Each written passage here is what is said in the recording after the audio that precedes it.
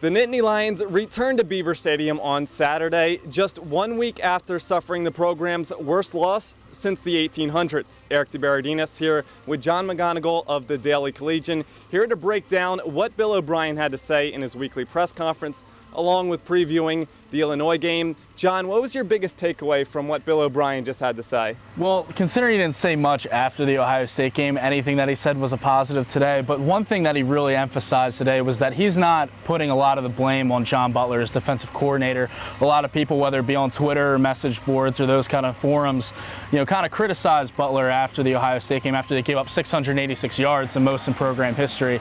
But Bill O'Brien deflected any of that. He said, hey, look, it falls on me, and it falls on me first and foremost. And he called Butler a hell of a coach, and he doesn't put any of the blame on him for that. That was the biggest thing, in my opinion. So a little bit surprised that his attitude was so much more positive than after Saturday's loss. And this team, just like I said, the worst loss since 1899. Yeah, but I think with O'Brien, I think you kind of have to be positive. As hard as it is losing by that many points, 63-14, as losing in that kind of blowout, it's hard. But you know what? The game this week, you kind of have to put a positive spin on it, especially after he handled the aftermath of the Indiana game. It was kind of a interesting change of pace. Why don't we give a health update on Christian Hackenberg, what O'Brien had to say. Left the game in the second half on Saturday.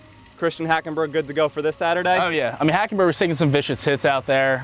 They were getting to him a lot. Ohio State was, but he'll be good for Saturday. O'Brien said he's not wearing any protective gear. He's full go in practice, full participant, and he should be fine for Illinois on Saturday. How about his confidence level? Getting shaken up a few times. Yeah. Incompletions, interceptions, getting rushed, sacks, big hits. What's his confidence level?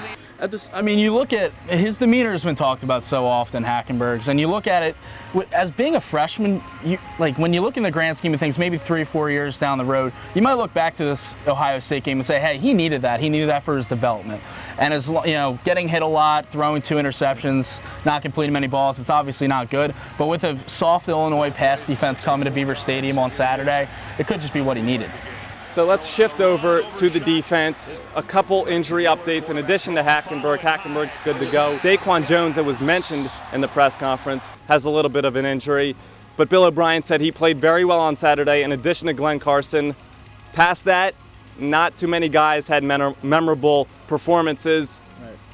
What's it going to take to stop this Illinois offense, who does possess a 4th-year starting quarterback in Nate Scheelhaase, and a talented run game with Josh Ferguson? I think it's all predicated on what Scheelhaase shows up. I think we've seen over the years at Illinois that he's a guy who can go out there and just ball out and throw 400-plus yards and basically go off on a defense. The same token, he's a guy who can come out and complete a bunch of balls, get out of rhythm, and not be the same kind of quarterback. So it's dependent on what Scheelhaase shows up.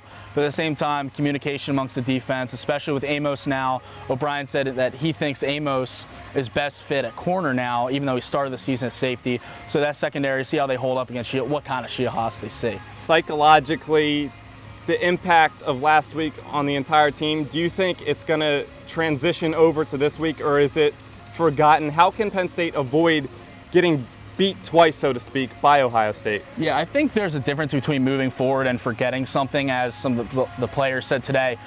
They're not going to forget this Ohio State loss for a while. I mean, this is something that's going to be etched within their minds for a bit.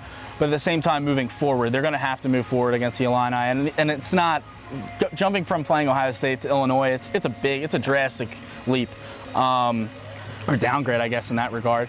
So I think they'll be fine. I think they will be fine mentally, physically, obviously, as well.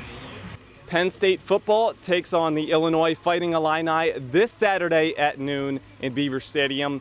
Stay tuned and watch the Center Counter Report on Friday for full football coverage, and continue reading the Daily Collegian newspaper and online for continuous football coverage Monday through Friday and during the game on Saturday.